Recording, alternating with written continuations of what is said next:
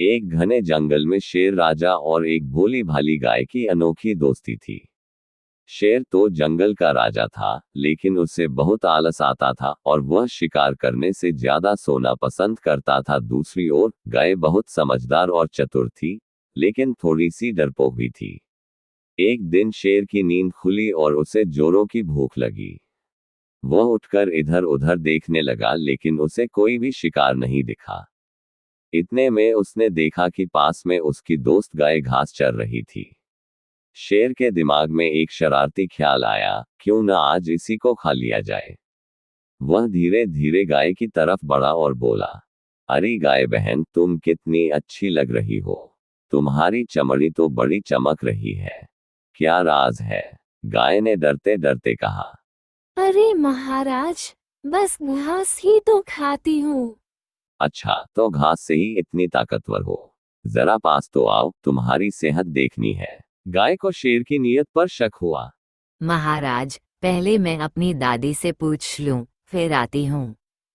और मौका देखकर भाग खड़ी हुई। शेर को समझ आ गया कि गाय इतनी आसानी से उसके चंगुल में नहीं फंसने वाली। उसने एक नया प्लान बनाया। अगले दिन वह एक भेड़ की खाल ओढ़कर भेड़ जैसा मिमियाते हुए गाय के पास पहुंचा। मैं एक नन्ही भेड़ हूँ, मुझे अपनी दोस्ती में ले लो। गाय हंसी और बोली, अरे, भेड़ तो ऐसे नहीं चलती और उसकी पूंछ भी छोटी होती है। शेर को अपनी गलती समझ आए और वह वहां से भाग गया। अब गाय को समझ आ गया था कि शेर किसी भी तरह उसे पकड़ना चाहता है। उसने अपनी बुद्धि लगाई और जंगल में जाकर एक बड़ा सा कद्दू लिया। कद्दू को बीच से काटकर उसमें खुद को छुपा लिया और धीरे धीरे लुढ़कते हुए शेर के पास पहुंची। शेर ने कद्दू को देखा तो उसे बहुत आश्चर्य हुआ। उसने पूछा, अरे ये कद्दू खुद ब खुद कैसे चल रहा? गाय ने अंदर से डरावनी आवाज में कहा, मैं जंगल का भूत हूँ। जो भी मुझे खाएगा, मैं उसे खा जाऊंगा।